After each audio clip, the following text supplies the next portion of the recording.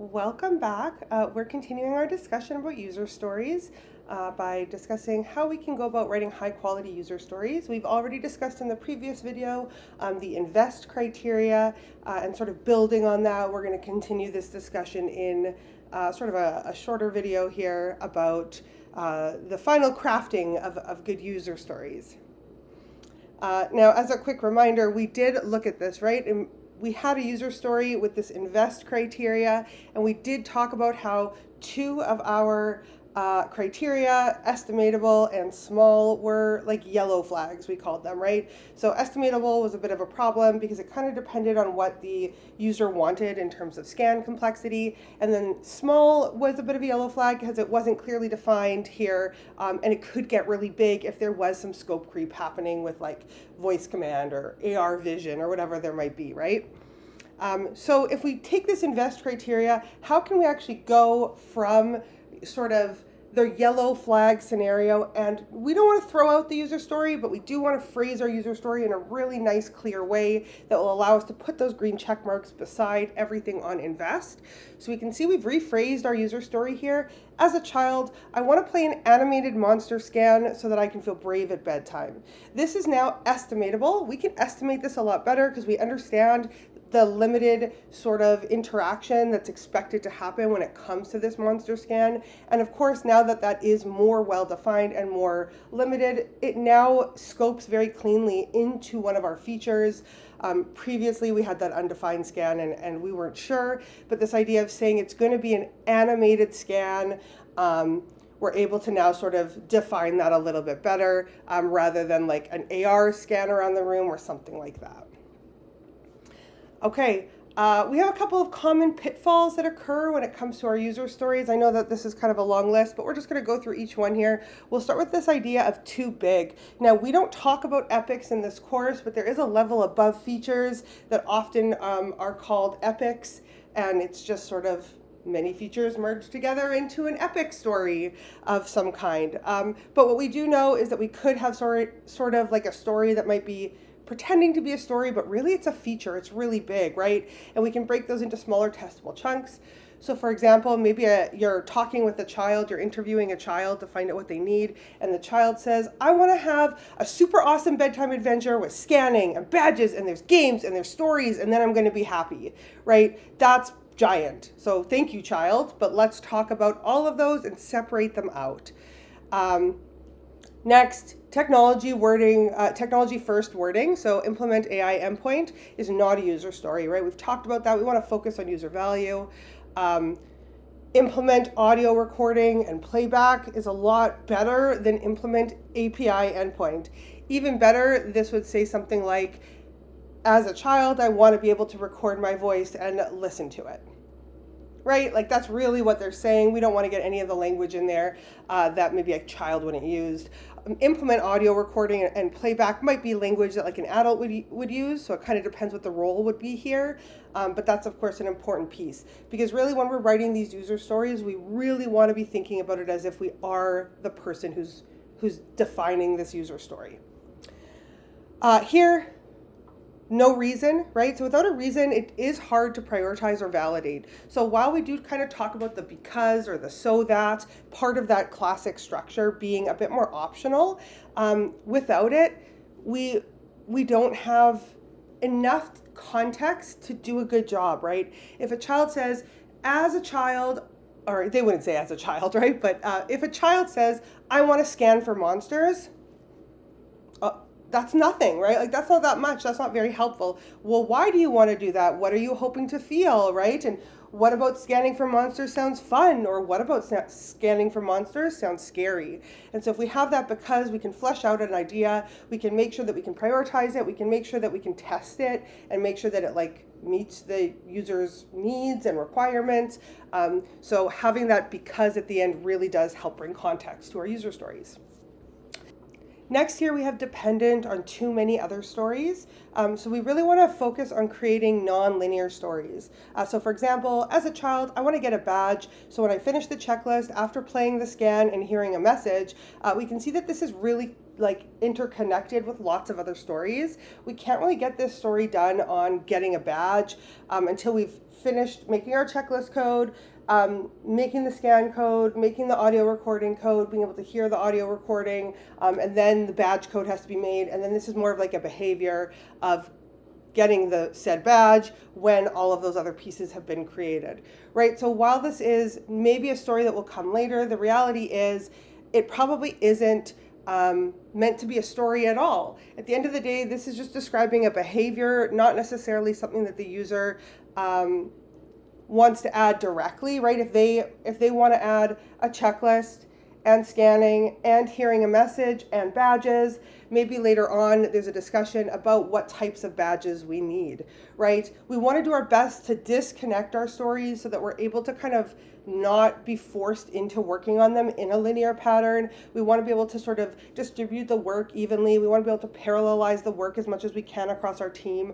I recognize that that isn't always the case. Sometimes some things do need to be implemented before others, but we do want our mindset to be focused on nonlinear stories so that 80-20 rule, 80% of our stories are going to be nonlinear, and then yes, 20% they may be blocking due to another story and things like that. But we do want to make sure that our priority, our focus is this idea of nonlinear stories.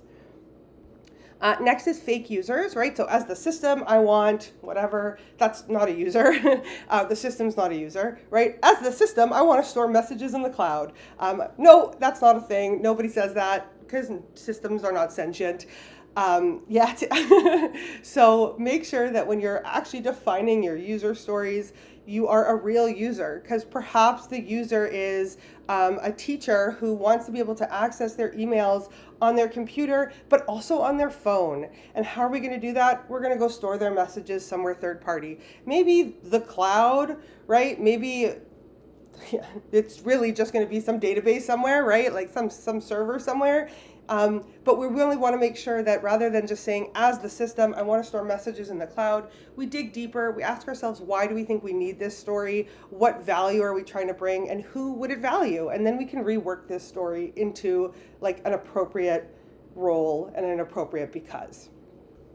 Lastly, unclear value. This is a very, very common anti-pattern as well. If you can't explain to me why it matters to a user, let's rewrite it. It's not saying that it doesn't have value, but these user stories are kind of our guiding star. It's really important to us that these are written in a way that will provide context so that if our users are children and they gave us interviews, but now we don't have access to these children anymore, like we can't talk to them anymore, they're in school, whatever, we need to really be able to understand and pull value from these stories moving forward, since I don't have this constant communication availability with children.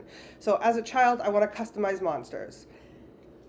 What's the value? I don't know. We don't have the so that or the because, right? Maybe there is some kind of value that gets added with that, but maybe it's more of like a low priority situation where the kids want to be able to do it, but like there are other higher value things that we need to be focused on. So often having that because or having the so that sort of last piece of the statement will help us ensure that we understand the value of what a user wants out of this given story, right?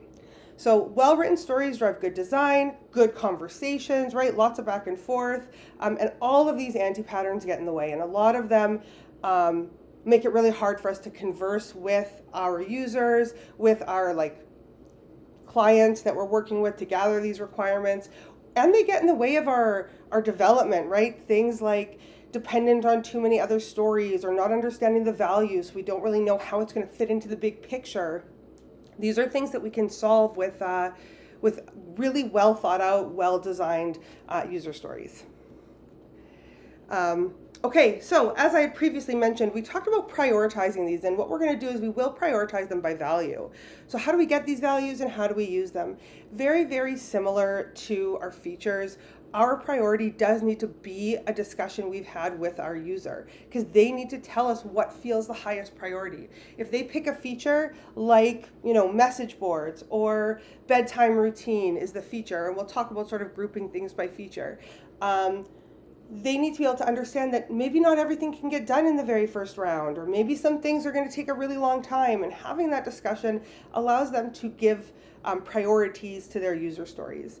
So one way is to have those discussions, and alongside that is these time estimates. If a user wants something functioning in a very, very short amount of time, and I tell them that the user story, I want to scan my room for friendly monsters so that I can feel brave going to sleep, will only take me a day, they might be like, yeah, that sounds amazing. Let's make that a high priority. So I know that as soon as I get my very first demo from you, that's going to be in there. I don't have to worry. Even if your time estimate is a day and you're off by 100%, it'll only take you 2 days, right? The other one here is, as a parent, I want to record a custom goodnight message so that my child feels safe and connected at bedtime. Here, if we were off by a factor of like 100%, this will have gone from 4 days to 8 days. And if we have like 1 week iterations, and after a week we demo, this might not get finished, right? So a user may recognize that if you have this conversation with them, and they may say, okay, it would be nice to get this working, or maybe part of it working, but at the end of the day, I want to have something of value. So let's assign this a slightly lower priority. This will just be medium compared to this one down here, which is our high priority. Right? Okay. So I've given you some numbers for these before. We've talked about sort of the general time estimate situation here, and we're going to talk more about time estimates in video 2.4. But let's sort of model this out here, right? So our project artifacts start at feature. We don't have epics, so ours are going to start at feature. And I have given you numbers from 5 to 7 days, 4 to 6 days in terms of feature estimates, 3 to 5 days, right? So ideally our features, I say anything 3 to 6 days feels pretty reasonable. But you don't want to push that upper bound too much, and if it's too small, you won't get very many stories out of it, right? So these aren't hard numbers. These are more, again, neither are time estimates, right? There's a little bit of room for error on either side. And then we have our stories, which fit inside of our features, right? So we have a couple of stories for each of our features, depending on the size and the needs. And then each of our stories will be broken up into developer tasks, and each developer task should be less than or equal to 1 working day. You should be able to sit down and, barring any major changes in scope or plan, complete your like 1 developer task in that sitting time, maybe more. And we'll talk more about that as time goes on. So let's talk about our feature, the monster scan experience, and let's try to break this down into some stories. So let's think about some sort of ideas that might be encompassed within the monster scan experience feature. So here are some ideas that sort of fall underneath that feature. We have like some kind of trigger for the scan interaction. We have the playing of the fun monster scan animation. We need to be able to show like the room is now clear. So something that like tells the user I've completed a scan. And maybe like a positive sound, like maybe it's like a really calming sound that plays when it's all done and that the scan is finished and the room is clear. More feature ideas can follow, right? Like there could be things like we actually do find monsters rather than show that the room is clear. We have more ideas, but this is sort of just like a model of a few ideas. So what we can do with these is now let's actually turn them into some example user stories.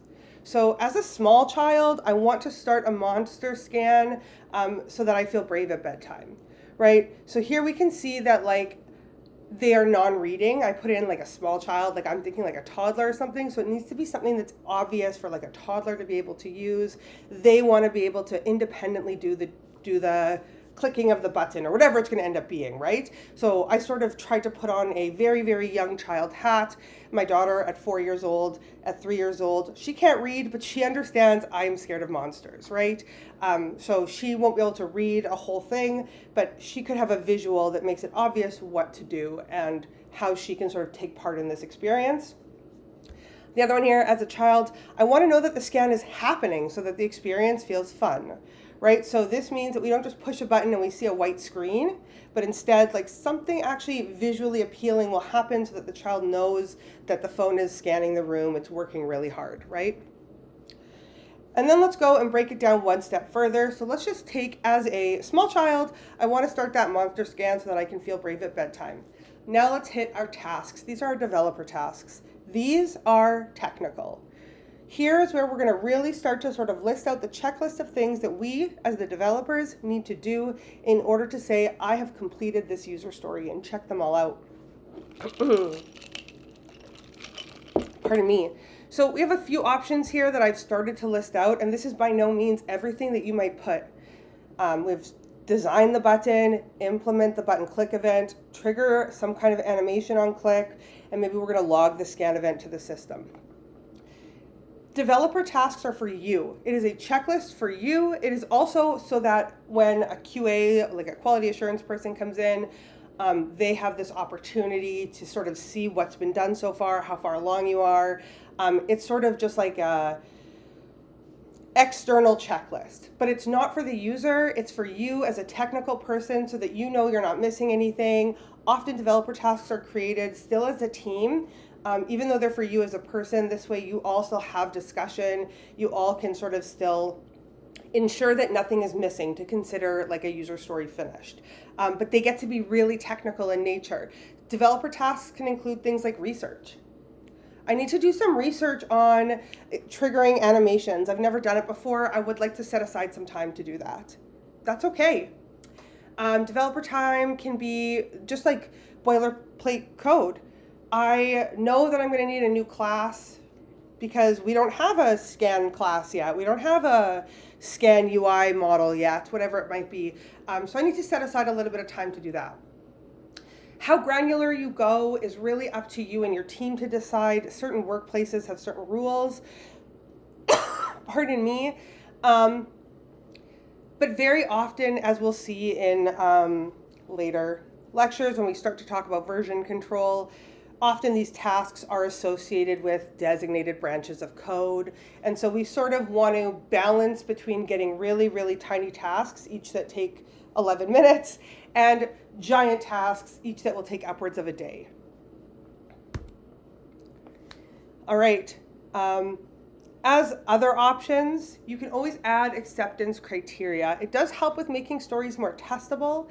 The format for many people here is the given when then format, and some people who have done, work terms or internships at places may have seen this before, but it does help again with this idea of planning and getting the context correct. So the format is like given our starting context, when some kind of action is triggered, then what is our expected result? So given that the app is open at bedtime, when the child taps the Start Monster Scan button, then the animation should play and a room is safe message should appear. There we go. This acceptance criteria is also basically our shared understanding, our acceptance contract to ensure that we're meeting the needs of our user. If we show them something like this and say, is this kind of correct? Is this what you're expecting?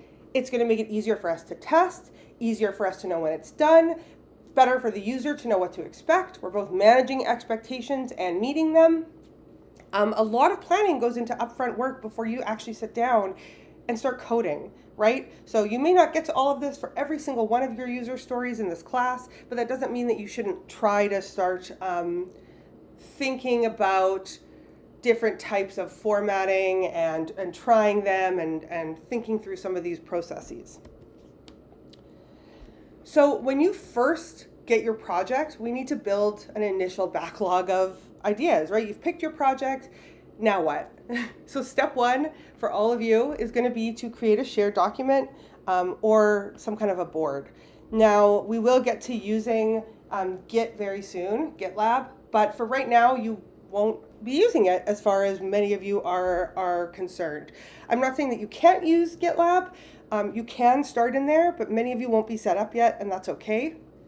So instead, just pull up like an Excel spreadsheet, a Google Doc, really anything where you can start to list these stuff out. So we start by listing out all of our features that we've thought about. And then for each of those features, let's start to list out our user stories. I'm so sorry. We can then link stories to diagrams, which we'll get to shortly, or maybe different planned modules, right? But this is something that often happens at a very different level than what we're going to do in this class. That's okay. We don't need to do that necessarily. Again, we are balancing time and deadlines and other courses, right? But this would be, in theory, the pathway forward that you want to take leading up to your iteration 0. How are you going to build out your backlog? Because you need it for iteration 0. So after you finish step 3, step 4 is going to be to prioritize your stories for that minimum viable product and make sure we understand what we want to be able to work on in our early iterations. Really set ourselves up for success.